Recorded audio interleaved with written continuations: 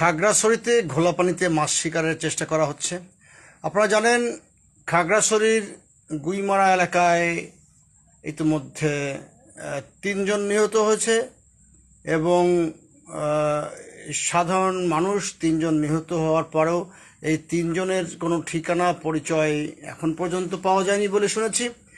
এবং ঘটনার প্রারম্ভে কি হয়েছিল সেটা সবাই জানেন। একজন 12 বছর বয়সের শিক্ষার্থী ধর্ষণের ঘটনাকে কেন্দ্র করে প্রতিবাদ হচ্ছিল এবং সেখানে কিভাবে কার উস্কানিতে এই প্রতিবাদ মিছিল বা প্রতিবাদী আন্দোলনটাকে সহিংসতায় রূপ হলো বোঝা গেল না। 12 জন সেনা আহত হয়েছে।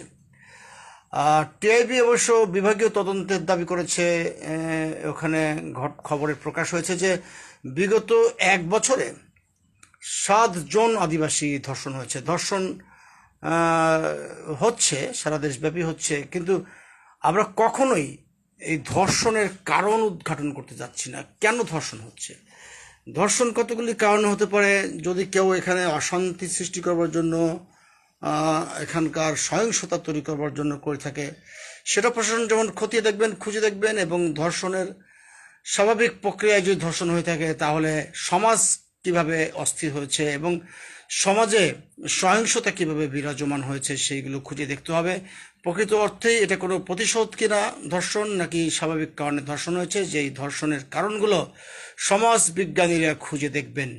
সমাজের মানুষের চাহিদা অনুযায়ী এই সেখানে যত সামাজিক সন্নিবেশ করবার কথা আছে, স্কুলগুলোতে, কলেজগুলোতে নারীদেরকে প্রোটেকশন দেবার কথা আছে, সহশিক্ষার মধ্যেও সেখানে পর্দানশীলতার শিক্ষা দেওয়ার কথা আছে। সেগুলো যদি পরিপূর্ণভাবে পরিপালিত না হয়, মোট কথা হচ্ছে মানুষের জীবন চলাফেরা এগুলোর মধ্যে বিশেষ করে নারী এবং পুরুষ সহাবস্থানের ক্ষেত্রে যদি কিছুটা সৌজন্যতা না আসে, সেখানে মানে অনেকখানি সহমর্মিতা না আসে এবং রীতিনীতির মধ্যে যদি ধর্মীয় মানে চেতনা জাগ্রত না হয় এবং সমাজে সংসারে অশান্তি লেগে থাকে, নানা রকম প্যারামিটার থেকে এই ধর্ষণের উদ্ভব হয়।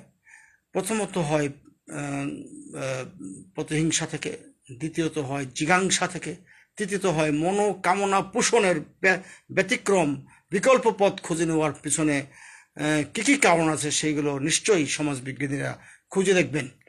তো এই বিষয়গুলোকে নিয়ে কেন্দ্র করে সেনাবাহিনীকে 200-300 স্থানীয় জনগণ চড়াও হয়েছে। সেনাবাহিনীও সেখানে চেষ্টা করছে নিবৃত্ত করবার জন্য এবং লাঠিচার্জ দিয়ে শুরু হয়েছে এবং সেখানে 3 জন নিহত হবার ঘটনা আমরা জানতে পেরেছি, যা খুবই দুঃখজনক, মর্মান্তিক এবং হতাশাব্যঞ্জক। তার উপরে এখানে কেউ কেউ ঘোলা পানিতে মাছ শিকার করবার চেষ্টা করছেন, কেউ কেউ এটাকে নানান রকম রং তুলি দেওয়ার চেষ্টা করছেন এবং সহিংসতা জিইয়ে রাখবার নানা রকম কলা কৌশল খোঁজাখুঁজির চেষ্টা করা হচ্ছে। আমি গ্রিন পার্টি বাংলাদেশের পক্ষ থেকে এটা বলতে চাই যে অবশ্যই যে কোনো ধর্ষণের আমরা প্রতিবাদ জানাই এবং শান্তিপূর্ণ প্রতিবাদের রাস্তা খোলা রাখতে হবে। এবং সেই সাথে শুধুমাত্র ধর্ষণ বললে এটা ভুল হবে।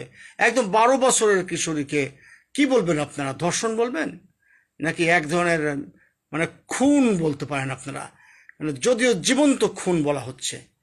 তারপরে এটার প্রতিবাদ জানাতে গিয়ে সেখানে কেন সাধারণ মানুষ এবং প্রশাসনের মধ্যে মারমুখী অবস্থা তৈরি হলো, সেখানে কারোর ইন্ধন আছে কিনা, কেউ সেখানে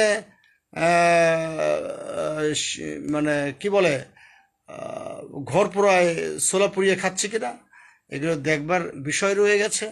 ঘটনাকে ভিন্ন খাতে প্রভাবিত করবার জন্য কারোর কোনো চেষ্টা আছে কিনা, এখানে রাজনৈতিক কোনো খেলা আছে কিনা সেটা খতিয়ে দেখবে প্রশাসন। এবং অবশ্যই আমাদের পাহাড়ি বাঙালিদের মধ্যে শান্তি প্রতিষ্ঠায় সবাইকে কাজ করতে হবে।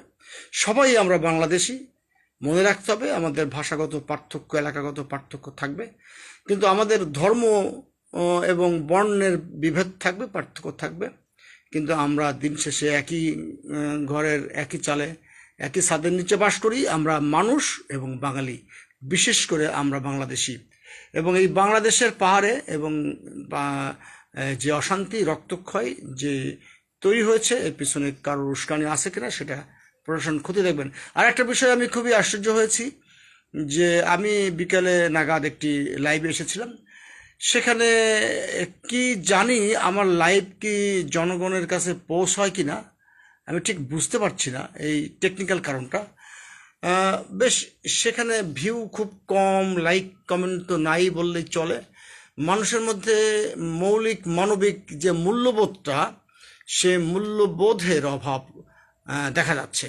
মানে এই ইস্যুটা অত্যন্ত স্পর্শকাতর এবং খুবই গুরুত্বপূর্ণ। খাগড়াছড়ির যেই গুইমারা এলাকায় ধর্ষণ, সেখানে আন্দোলন, প্রতিবাদের মুখে মানুষ খুন, সেই 3 জন নিহত হয়েছে। নিশ্চয়ই এটার ডেমনস্ট্রেশন বনাম প্রশাসন মুখোমুখি অবস্থায় এই নিহতের ঘটনা ঘটেছে। তো যারা নিহত হয়েছে তাদের নাম পরিচয় নাকি জানা যায় নাই, সেটা এই অবধি জানা গেছে কিনা জানি না। কিন্তু সবার প্রতি আমার স্বনির্বদ্ধ অনুরোধ থাকবে যে আপনারা মানে যে কোনো কারণে হোক সহিংসতা এড়িয়ে চলবেন এবং কোনো কারণেই কেউ তার লেখার মধ্যে, বক্তব্যের মধ্যে যেন এই উস্কানিমূলক কিছু না থাকে। মানে এই খাগড়াছড়ির উত্তাল জনতার মধ্যে যেন নতুন করে মানে প্রতিহিংসা ঢুকিয়ে না দেওয়া হয়। প্রশাসন সবসময়, আর্মি, পুলিশ, বিজিবি যাই বলেন, সবসময় ইতিবাচক, কিন্তু অনেক সময় ডেমনস্ট্রেশন ঠেকাতে গেলে তাদের মারমুখী হতে হয়। যদিও অতীতের অনেক ইতিহাস আছে যেগুলো রাষ্ট্রযন্ত্রের মাধ্যমে প্রশাসনকে ব্যবহার করা হয়েছে। ঠিক 24-এর আন্দোলনের কথা বলছে, যে ব্যাপক সংখ্যক আন্দোলন সংগ্রামকারী ছাত্রদেরকে হত্যা করা হয়েছে। আমি ঠিক সেই ব্যতিক্রমধর্মী কথা বলছি না, আমি বর্তমান সিচুয়েশনে এই এখনকার যে রাজনৈতিক পেরিফেরি, এখনকার যে অন্তর্বর্তীকালীন সরকারের এই সময়টাতে এই ধরনের নানান রকম সহিংসতার পিছনে কোনো উস্কানিটা তো আছে কিনা সেটা খুঁজে বের করা দরকার হবে। আর আপনাদের কাছে আমার অনুরোধ থাকবে যে আপনারা যদি এই লাইভটা দেখেন, দয়া করে আপনাদের কমেন্ট দিবেন এবং আপনারা লাইক দিবেন। এটার দরকার রয়েছে, কেননা আপনাদের লাইক এবং কমেন্টের কারণে এটা আরও বেশি সংখ্যক মানুষের কাছে পৌঁছাবে এবং আমার এই শান্তির বাণী একটি শান্তিপূর্ণ বাংলাদেশ গঠনের কাজে লাগবে। যদিও রাত্রি করে আপনারা এই বাংলাদেশের প্রত্যন্ত অঞ্চল খাগড়াছড়ি রক্ত ঝরছে, সে বিষয়ে হয়তো অনেকেরই উদ্বেগ আছে। যদি কোনো পরামর্শ থাকে আপনারা সেটা জানাতে পারেন এবং অবশ্যই কমেন্ট করে জানাবেন আমাদের আসলে কি করা উচিত শান্তিপূর্ণ অবস্থান গ্রহণ করবার জন্য, এবং পুলিশ প্রশাসন তথা জনগণের মধ্যে সৌহার্দ্য সম্প্রীতি সৃষ্টি করবার আর কি কলাকৌশল আছে সে বিষয়ে আপনারা পরামর্শ দিবেন। অবশ্যই একটি সুন্দর বাংলাদেশ, কল্যাণমুখী বাংলাদেশ পুনর্গঠনে গ্রিন পার্টি বাংলাদেশ সবসময় জনগণের পাশে আছে। আল্লাহ হাফেজ। রাজু আহমদ খান, গ্রিন পার্টি বাংলাদেশের চেয়ারম্যান। সবাইকে অভিবাদন, শুভেচ্ছা, সংগ্রামী শুভেচ্ছা এবং শুভকামনা। শুভরাত্রি।